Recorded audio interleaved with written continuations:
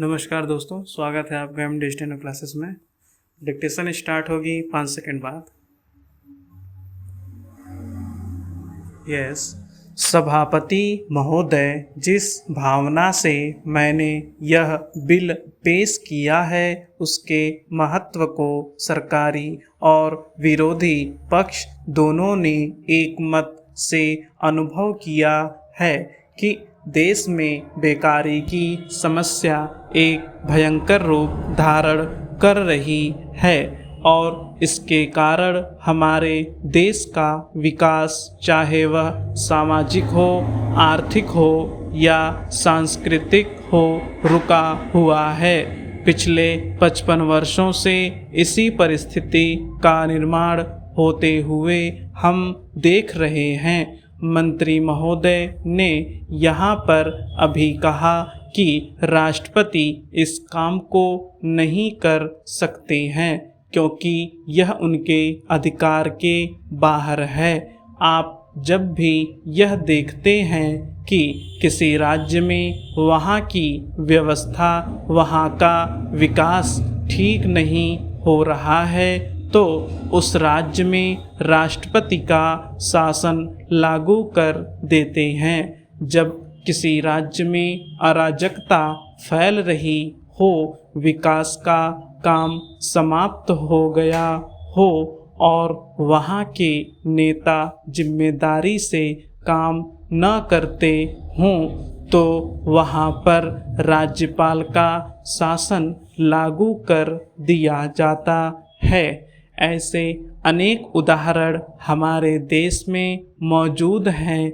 इसी प्रकार हमारे राष्ट्रपति सबसे ऊंचे अधिकारी हैं और अगर देश में इस तरह की स्थिति काफ़ी समय तक चलती रही तो राष्ट्रपति को आपातकालीन स्थिति में इस देश की सुरक्षा के लिए, इस देश की प्रगति के लिए सारी जिम्मेदारी अपने हाथ में ले लेने का अधिकार है।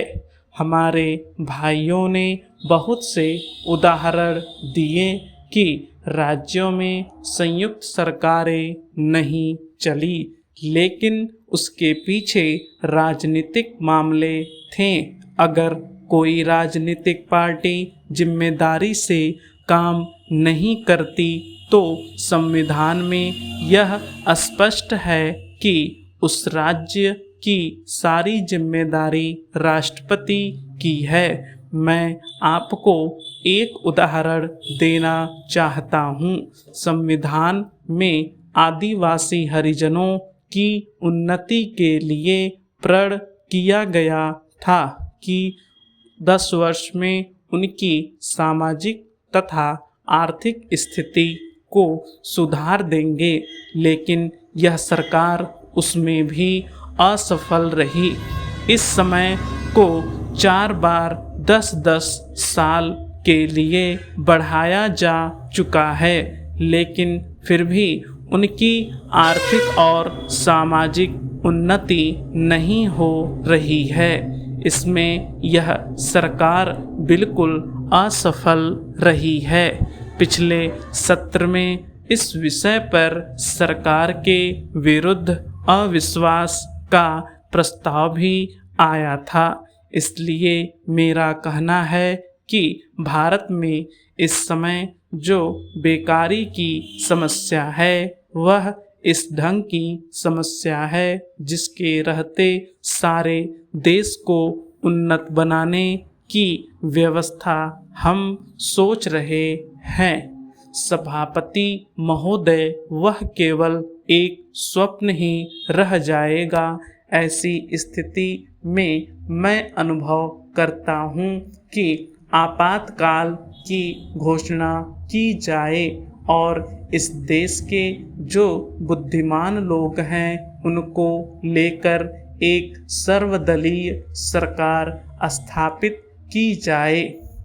हम यह अनुभव करते हैं कि जिस तरह का शासन इस समय चल रहा है उससे देश की कोई भी समस्या हल होने वाली नहीं है, बल्कि इस सरकार की गलतियों से समस्याएं बढ़ती जा रही है।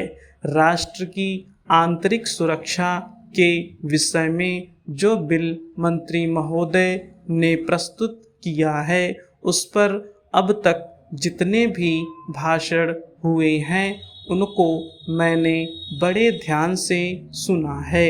माननीय सदस्यों ने व्यक्तिगत स्वतंत्रता की लपेट में बहुत सारी बातें कही है और हमारे दल की ओर इशारा करते हुए कहा कि हम भी इसके औचित्य के संबंध में फिर से विचार करें। मैं जहां तक समझ पाया हूं, हमारे गृह मंत्री जी को इस बिल को प्रस्तुत करने में कोई सुख नहीं हुआ, बल्कि वर्तमान परिस्थितियों को दृष्टि में रखते हुए उनको दुख हो रहा है।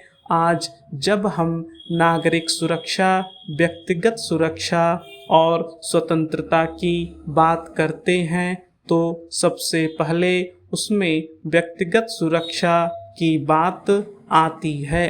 प्रत्येक नागरिक इस राष्ट्र की अपनी सत्ता में रहकर सुरक्षित रहना चाहता है। हमने इस बात की सुरक्षा अपने संविधान में दी है और हम यह आशा करते हैं कि राजनीतिक दलों में आपसी मतभेद होते हुए भी राजनीतिक मतभेद का आदर होना ही चाहिए।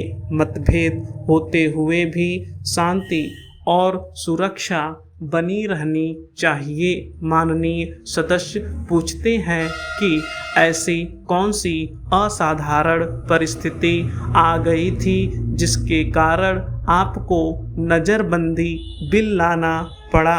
मैं आपसे कहना चाहता हूँ कि क्या ही अच्छा होता यदि नेहरू जी की उस बात को जो उन्होंने लोकतंत्र के संबंध में बहुत वर्ष पहले कही थी, आज भी स्मरण रखते।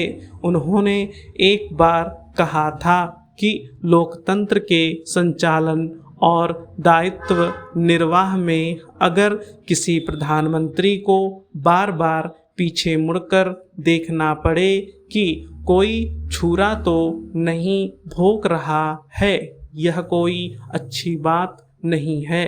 यदि ऐसी परिस्थिति देश में पैदा हो जाए, सांप्रदायिक दृष्टि से देश के विभिन्न स्थानों पर सांप्रदायिक दंगे हो रहे हों, उनका सामना करते हुए यदि हम जनता के सुरक्षा दे सकें तो फिर किसी बिल की आवश्यकता नहीं है।